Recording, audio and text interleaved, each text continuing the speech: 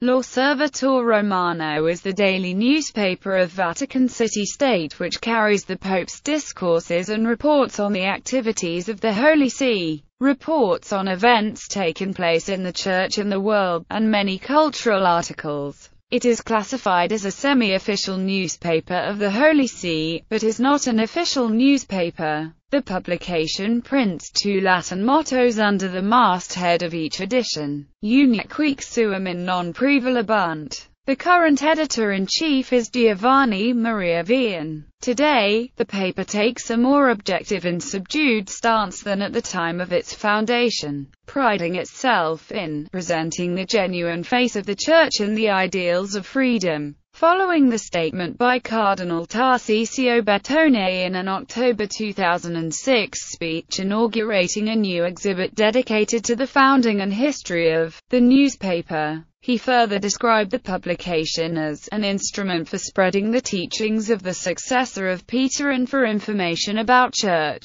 events. On Saturday, June 27, 2015, Pope Francis, in a motu proprio apostolic letter, stated that, eventually, L'Osservatore Romano would be incorporated into a newly established Secretariat for Communications in the Roman Curia. Editions. L'Osservatore Romano is published in 9 different languages: daily and weekly in Italian, weekly in French, weekly in English, weekly in Spanish, weekly in Portuguese, weekly in German, monthly in Polish, weekly in Malayalam. The daily Italian edition of L'Osservatore Romano is published in the afternoon, but with a cover date of the following day, a convention that sometimes results in confusion. The weekly English edition is distributed in more than 129 countries, including both English-speaking countries and locales where English is used as the general means of communication. History. 19th century. The first issue of L'Osservatore Romano was published in Rome on 1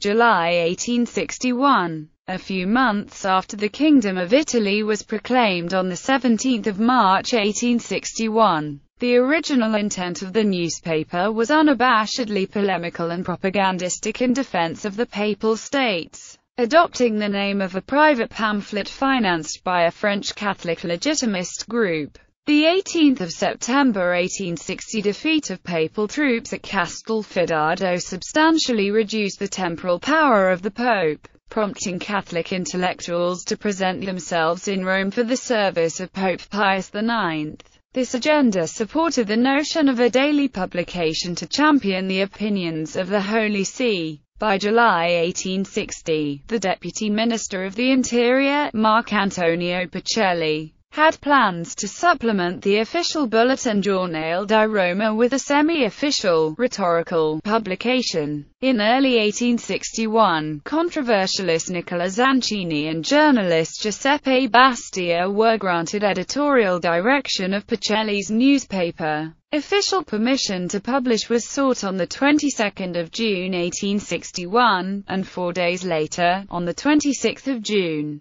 Pius IX gave his approval for the regulation of L'Osservatore. The first edition was entitled L'Osservatore Romano, a political and moral paper, and cost 5 baiocchi. The political and moral paper epithet was dropped before 1862, adding instead the 2 Latin mottos that still appear under the masthead today. The editors of the paper initially met in the Salviusi press on the Piazza de Santi Apostoli, where the paper was printed. Only when the editorial staff was established on the Palazzo Petri in Piazza dei Crociferi and the first issue printed there on 31 March, was the wording, daily newspaper, added to the masthead. After the breach of Porta Pia by Italian troops in September 1870, L'Osservatore Romano solidified its opposition to the Kingdom of Italy, affirming obedience to the Pope and adherence to his directives, stating it would remain faithful to that unchangeable principle of religion and morals which recognizes as its sole depositary and claimant the Vicar of Jesus Christ on earth. Soon after, L'Osservatore began to replace the Giornale di Roma as the news organ of the Pontifical State. 20th century. The English weekly edition was first published on 4 April 1968. On 7 January 1998, that edition became the first to be printed outside of Rome, when for North American subscribers, it began to be printed in Baltimore. The edition was printed by the Cathedral Foundation, publishers of the Catholic Review, 21st Century as of 1 July 2011. The English-language edition of the L'Osservatore Romano for North American subscribers is once again published in Rome. It had been published by the Cathedral Foundation of Baltimore since 1998. Editors-in-Chief. Past editors-in-chief of L'Osservatore Romano include Nicola Zancini and Giuseppe Bastia, Augusto Baviera, Cesare Crisbolti, Giovanbattista Carsoni, Giuseppe Angelini, Giuseppe Dalla Torre di Sanguinetto, Raimondo Manzini, Valerio Volpini, Mario Agnes, Giovanni Maria Vian. L'Osservatore Romano and the Magisterium. A common error made by journalists and theologians is interpreting the texts of L'Osservatore Romano as if they were of official value for the Magisterium, the Church's teaching authority. They cannot have such a value unless a high-ranking bishop is writing a more solemn text, and not a mere theological opinion. Otherwise, L'Osservatore does not have the authority to write or approve encyclicals and papal allocutions. For instance, a 2008 article expressed the wish that the debate on brain death be reopened because of new developments in the medical world. An official spokesman said that the article presented a personal opinion of the author and did not reflect a change in the Catholic Church's position.